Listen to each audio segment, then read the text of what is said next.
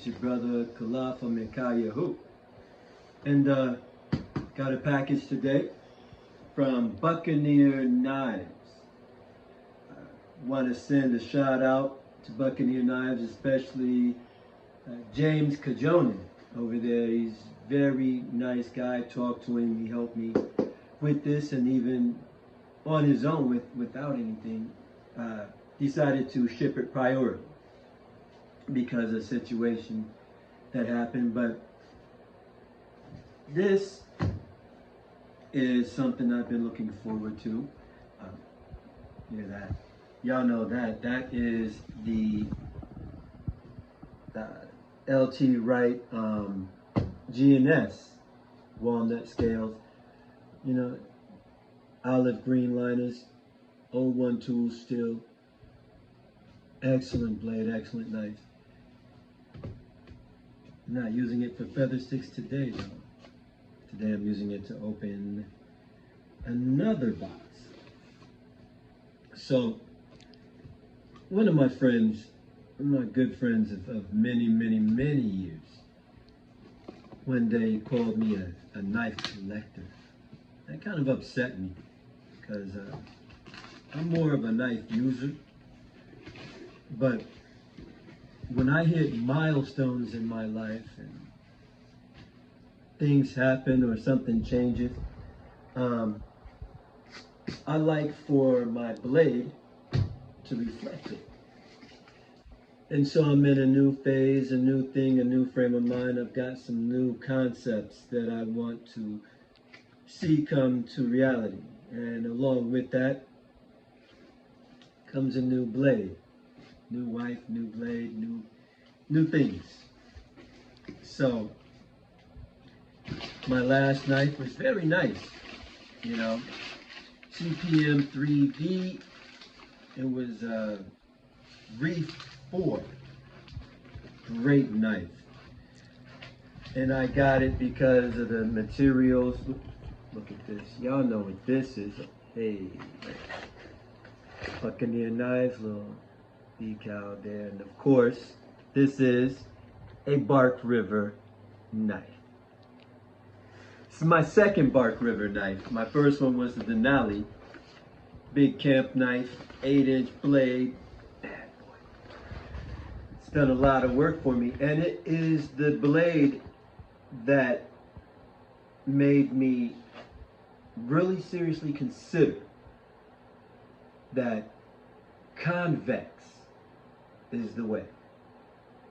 Now, that Reef 4, of course, is a saber, grind high saber, and I convex the edge a little bit, steepened out the angle, cuts really nice, G10, great blade. But for the level of skill I'm at now, and what I'm doing with myself, my knife, things are a little different. The A2 tool still, I feel, has enough corrosion resistance, and I want something that I can sharpen in the field, and this is definitely something that is geared towards survival more than EDC, which my saber grind on that Reef was geared towards more of an EDC. 4-inch blade, great size, perfect for carrying. But this, something a little different. Doing things a little differently. I wanted something a little bigger for this next phase of life. Something, of course, CPM 3V is tough, but not as versatile as I wanted.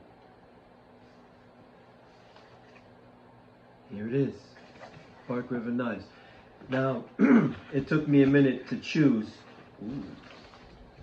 which knife I wanted. I started off looking at the EXT1, which is the Bravo handle with the Fox River blade.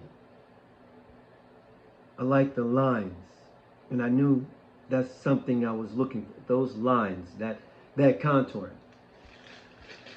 Then the Bark River Sandstorm. There's the typical Bark River sheet. Very nice. So you can carry it low, high, scalp. Leather seems nice. Good stitching, nice welts. Work here. Then the Sandstorm caught my eye. And that CPM 154 is a great steel. But the way I'm headed,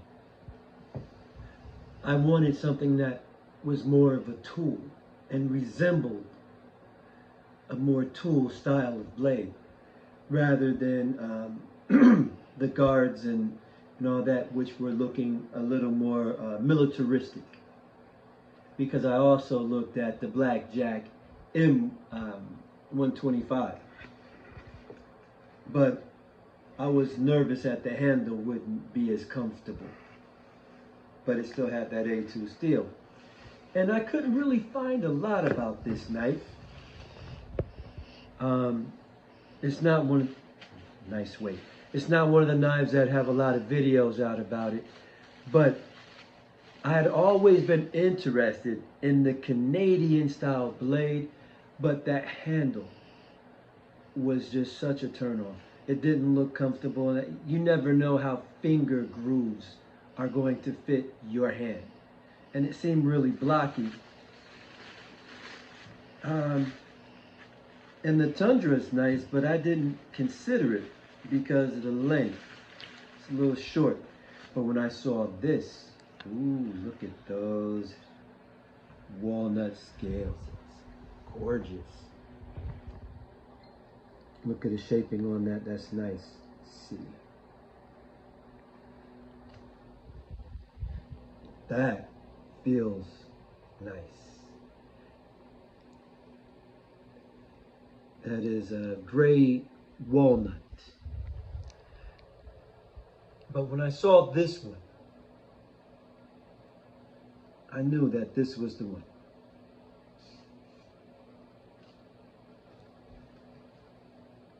Look at that. That is the Bravo UP, Upper Peninsula. Full, well, high convex. It looks like it's ground evenly on both sides there. Comes down. And I was convinced for the next phase of what I'm doing, some irregularity here, but it's very slight. For the next phase of my life and what I'm doing and where I'm headed, something that would be a good everyday tool, you know, that I could EDC, but I wanted a little more size, a little more length, and this, that's nice. That spine feels sharp. And that's what one of the features that I did miss is having the ability to strike a ferro rod. The F4 from Rafe, it doesn't have that. Can't wait to give this thing a test. Look at that. That little Coke bottling shape to it.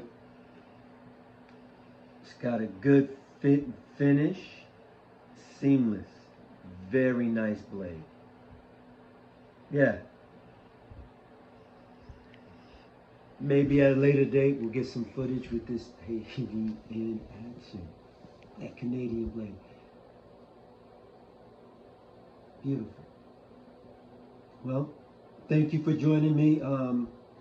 Maybe later we'll do some more with this. This is your brother, Kalafa Makayo. Remember, focus on your destination, but don't forget the journey. Shalom.